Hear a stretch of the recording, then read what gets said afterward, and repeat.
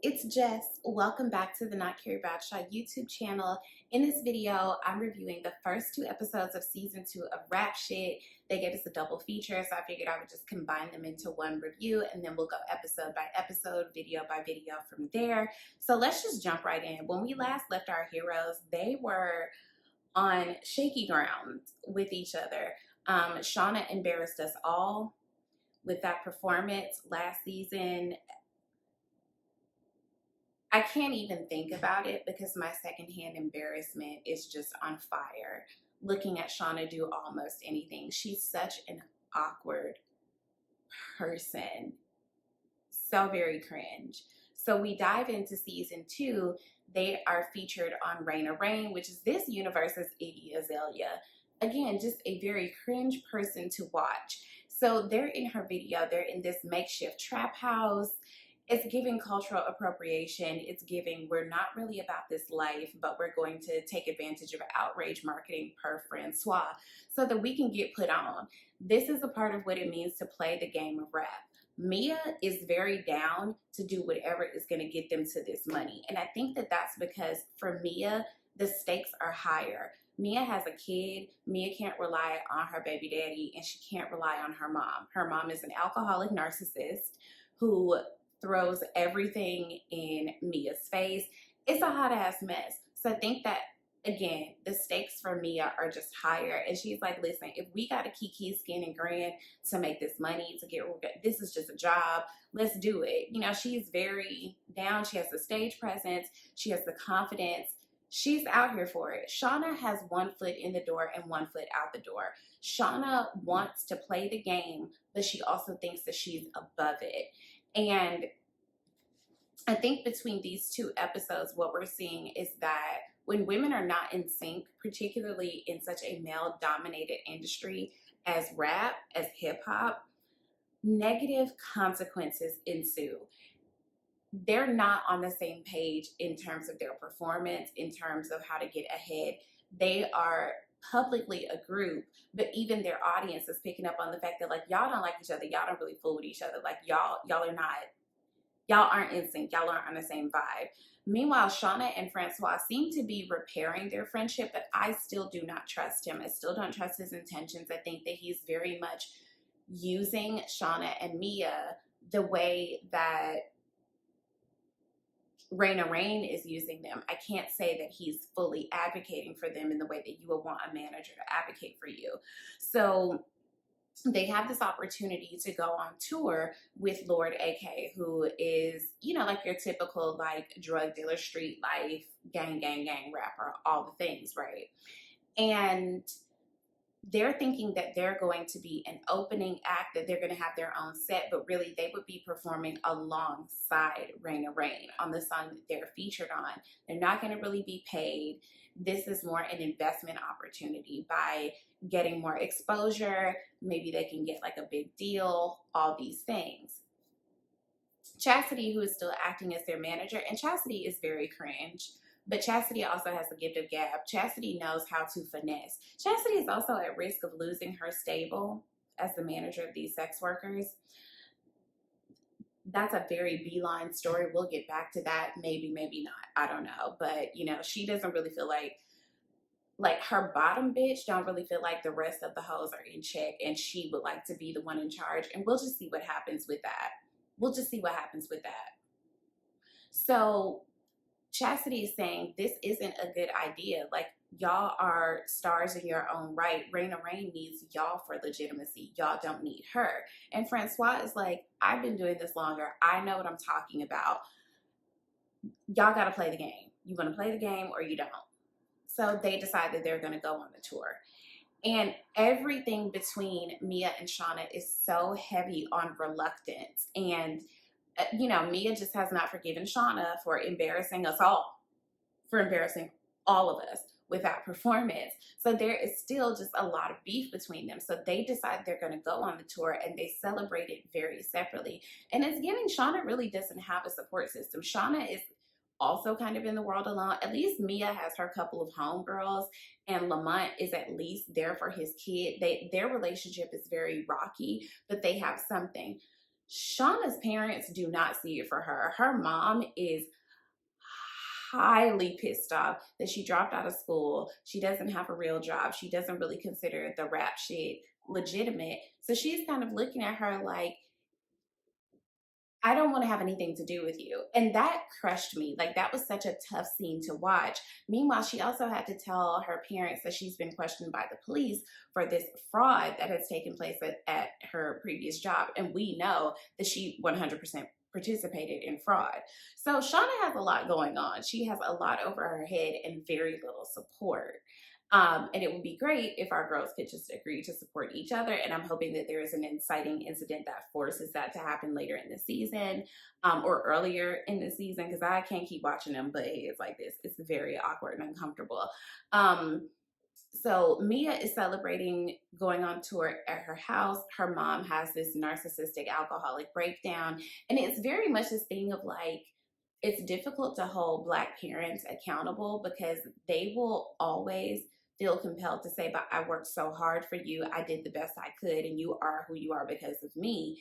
And it's like, sweetie, everything's not about you. Everything's not about you. This was her moment. And for the month or so that they're going to be on this tour, Mia can't rely on her friend to take her daughter, Melissa. So she has to reach out to Lamont for support. And again, they are on very rocky ground, and kids do not care about your dreams. Kids can give a fuck. Kids are very much fuck your dreams. Kids want stability. They want the life they know. They want their parents. They don't want to be put off on grandparents and aunties and stuff like that. They want stability. So Melissa is very much like, I don't want to go with her. I don't want to go with him because then I have to be at grandma's house. I don't love it there. Like, why do you have to do this? And this has to be a really tough choice for Mia because it's like, this is one of her only avenues to success, and she has to give it her all, which means leaving her kid behind. So again, stakes are a little bit higher for Mia. And I think that's what propels her to be more willing to just like, we got to do this, what we got to do for this money. Meanwhile, Shauna goes to visit Maurice, reassures him that they're on the same page as far as what they're going to say to the police. But his homeboy is just like, I don't trust her. And if it comes down to me and her, I'm throwing her under the bus. So Shauna's not in a great place with anyone, anywhere. Shauna seems like a person who's very disposable to almost like everyone in her life. And that, I feel bad for her for that, but she's also very grating. And I say this as someone who is a feminist, who does see misogyny and capitalism in everything. I do my best not to be draining with the people around me, to make everything about that or to discuss that with everything. And I think that's why Shauna makes me so uncomfortable, because it's like, yes, those things exist, and yes, we need to call them out, but time and place. And you can't say that you're going to be down to play the game of rap while also acting like you're above it. You're either going to do this or you're not. And that's what we really saw come around in episode 2. They're on the tour bus. They're on social media making it seem like, they're really living the life. And the poverty shaming that people do on social media will never not send me, especially because we know as viewers that they not really making no money to do this. They just here. They are accessories to this white woman, and things are not great between any of them. Francois can't be trusted, and even though he and Shauna seem to be in a good place, I don't even trust him with Shauna. I don't. Just again, yeah, everybody makes Shauna seem really disposable, and it makes me sad. So Shauna is on her Instagram live before the show with Lord AK, and the comments wore me out. The comments were, you better go on stage like that. What's up with the switch up? Da, da, da. And it's like, babe, stop going live. There are very few people cheering for you. You got to stop this. It's very awkward. So they go on stage to perform, and it really looks more like Raina Rain and Mia are a group, and Shauna is just kind of like off to the side. She doesn't really want Raina Rain to touch her. She really kind of doesn't want to be here, and they are not in sync. And she ends up being mad at Mia, like, we're not on the same page here. It looks like you're just kind of doing your own thing. And Mia is like, oh, you mean like how you did with our last performance? And it was really, Mia was giving it. Mia had the stage presence, Mia had the crowd going, and Shauna was very self-conscious and all of the things. So after they wrap up, they decide they need to go to Lord AK's green room. They need to try to like schmooze. Again, trying to play the game, but they are not in sync about how to do this. And Shauna is not great with talking to people. She tries to talk to this very depressed rapper who is obviously mourning the loss of these guys' like collective friend, who we can glean that he died from a drug overdose. That's not hitting. Meanwhile, back in Cali, Lamont has to take Melissa with him to the studio. A studio is no place for a child. And Melissa is just like, I don't give a fuck about what y'all got going on. I want to eat. You do this every time I be with you. Melissa wore me out. Melissa wore me out. And I was just like, how is anyone going to get ahead in life if this child is this demanding? She has every right to be. She's uncomfortable. She's not where she wants to be. She's not with her preferred parent. Like, kids want a schedule. They want stability. Even if they don't know it, that's what they want. And that is not what Melissa is getting. So I was so happy when that one dude, was he high as hell? Absolutely. But when he was like, I could just go, I can make a run to Wendy's. And she's like, I would love that. I needed that comic relief because I was uncomfortable. Like, what is about to happen in the studio? Melissa ends up unplugging something to plug in her iPad. Lamont freaks out. He feels awful. The artist in the studio was like, bro, you got to get it together. And it's just like, can everyone give each other some grace here? This, again, I'm not cut out for that industry because I would constantly be sitting there like, can we just practice a little mindful self-compassion? Let's do some breathing exercises, get on the same page. No one will want me around. I'd be Shauna, not cut out for it. Not cut out for it. So backstage in the green room, oh, the aprons. Once again, this is not an equitable tour. Raina Raina is obviously the featured part of the opening act. They're supposed to, their whole marketing thing is, you know, being in the kitchen, whatever. So they're supposed to wear these aprons. Meanwhile, Raina is wearing like Gucci. Mia makes it a part of the show. Mia rolls with the flow. Mia is adaptable. Mia like takes hers off, and Shauna is like, "Oh, was I supposed to do that?" And it's they're not in sync. Anywho, you know, Chastity wants to go and advocate for them, and Francois is like, "Do y'all want to take advantage of this outrage marketing or not? I'm not going to continue to discuss this. Get on board or don't."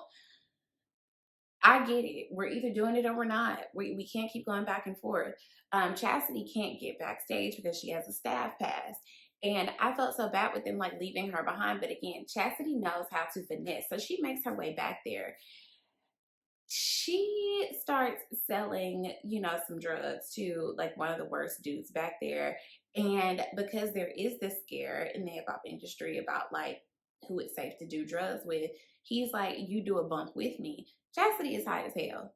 And I just don't see these three women being able to thrive in this environment. It's just not a safe environment for women, especially women who have a purpose. And it was also so interesting to watch, you know, Lamont, well, Mia checks in with Lamont on Melissa, and, you know, they have this kind of flirtatious, like, whatever. Mind you, Lamont shot Mia down before she left out. Like, he was just like, I'm not doing that with you. And good for Lamont for having boundaries of, like, I'm here for my child. You don't really know what you got going on. And again, Mia also has the gift of gab with dudes. So she does meet this guy who could be a good plug for Lamont. Now, I don't know if she hooked that up for him to get like a producer credit or an opportunity to work with him, but she low-key has a little roster because she also has Cash calling her to, you know, he's like, I want you to be here with me, like whatever, whatever. So Shauna is failing at making connections. You know, Mia is rubbing elbows, Shauna's being awkward, and then these guys decide they're going to play a game. This game is obviously very colorist. He's trying to get rid of all of the dark skin, black, non-racially ambiguous women. So he's asking these women like very hard trivia questions and giving the white girls and the racially ambiguous girls the easy ones. Shauna sees this and calls this out, and this guy pours champagne on her. This shit pissed me off so much. It was so triggering. It reminded me of that scene from that one Snoop Dogg video.